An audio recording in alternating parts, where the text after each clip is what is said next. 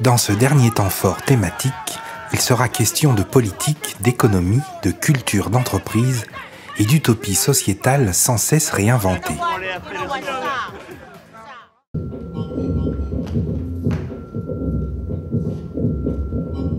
Avec humour et distance, Xavier Kim et Wei-Chen Yang content l'histoire d'individus qui établissent des relations de négociation, de contrats ou de rapports de force avec d'autres individus ou petites sociétés.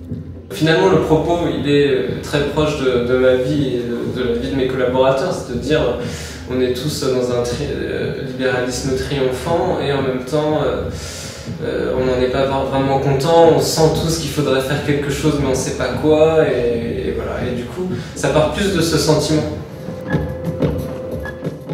Si on pouvait faire quelque chose, si tout était possible, que ferait-on? Voilà. Mais c'est pas forcément apporter des réponses, mais c'est jouer avec ce sentiment-là. En venant éclairer la stratégie de notre camp, éterne tout détail. Des grandes interrogations d'il y a assez longtemps qui sont passées de mode, du type un peu 68 art peut-être, direction de la production, partage de la direction de la production, où l'entreprise appartient à ceux qui y travaillent, c'est-à-dire on décide ensemble, on fait ensemble. C'est un peu des choses qui me taraudent, qu'on essaye de vivre, mais il y a plein de paradoxes. Je sais pas si je fais du cirque, c'est plutôt le cirque qui m'a accueilli, puisque c'est un bon refuge pour les mutants en fait. Quand on sait pas trop quoi faire, le cirque c'est bien, je voudrais dire qu'il n'y a pas une spécificité, mais s'il y a un rapport à la gravité avec le fait que ce soit casse-gueule.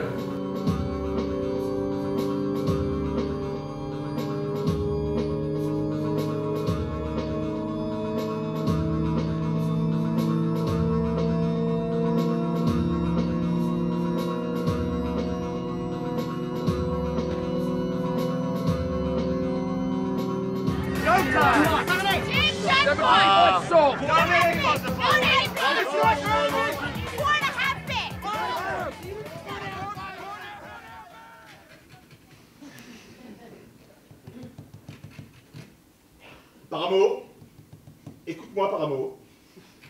Paramo. Paramo, je prête aux pauvres. Je prête aux vieux.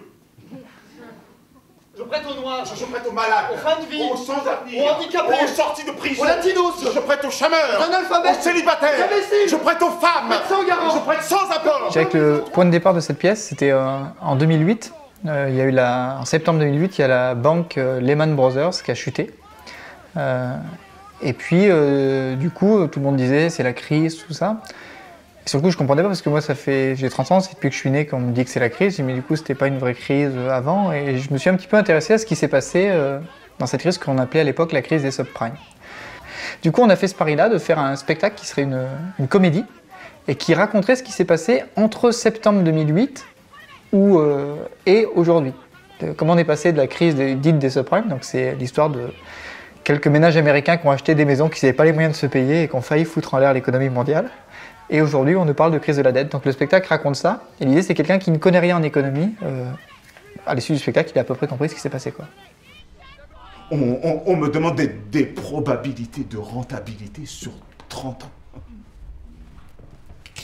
Qu'est-ce que j'en sais, moi, de l'état de l'économie de la planète dans 30 ans? On ne sait même pas de quoi sera fait la politique nationale dans 6 mois ou 2 ans. Mais si, il fallait que je dise A ou B ou...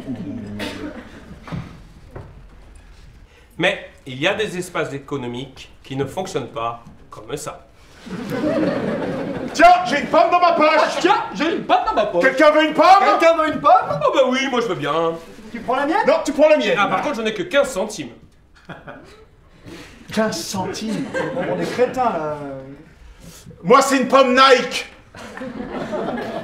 Une pomme Nike. 20 €. T'es complètement con. Enfin, c'est toi qui seras encore à l'air complètement con si t'as pas ta pomme Nike.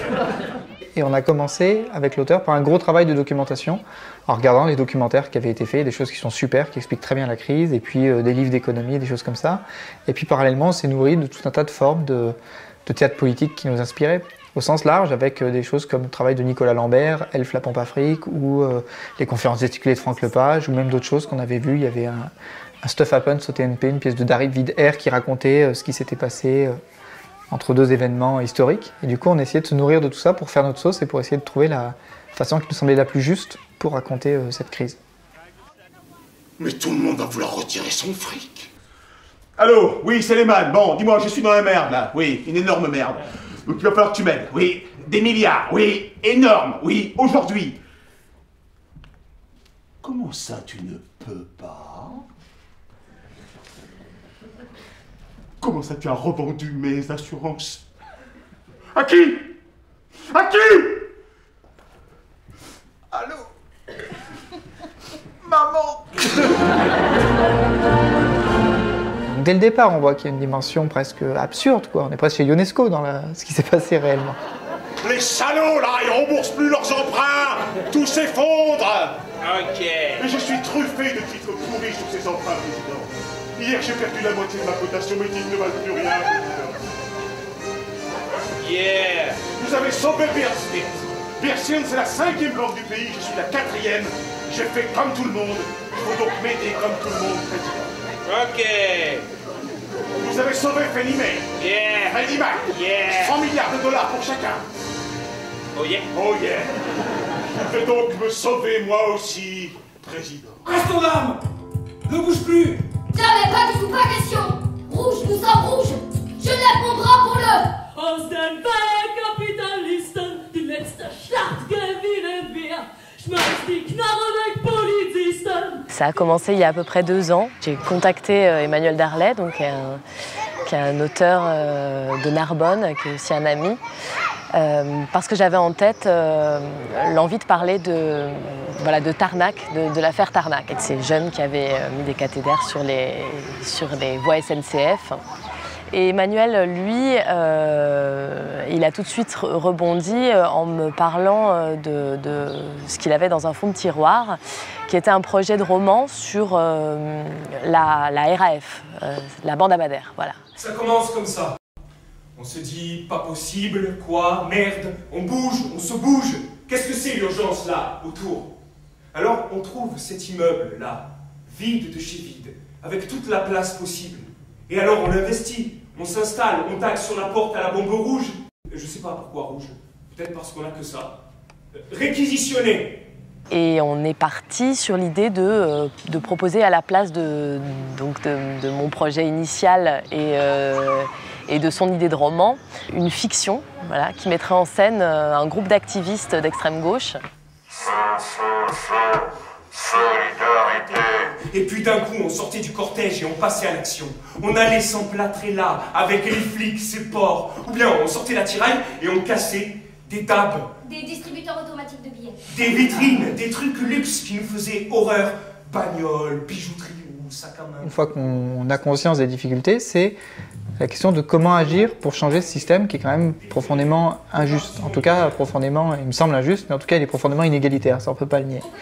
Et du coup, l'histoire de Rouge, un texte que je connais, raconte ça, comment une bande de jeunes, qui n'en peuvent plus du système dans lequel ils sont, décident de faire quelque chose symboliquement parce que ce truc, ce qu'on ne peut plus supporter, eux décident d'agir et de passer à l'attaque. Donc je trouve que c'est intéressant d'associer ces deux spectacles dans une même soirée, parce que du coup ça fait qu'est-ce qui s'est passé et puis maintenant qu'est-ce qu'on fait, et une tentative qui est la proposition de passer par l'action directe.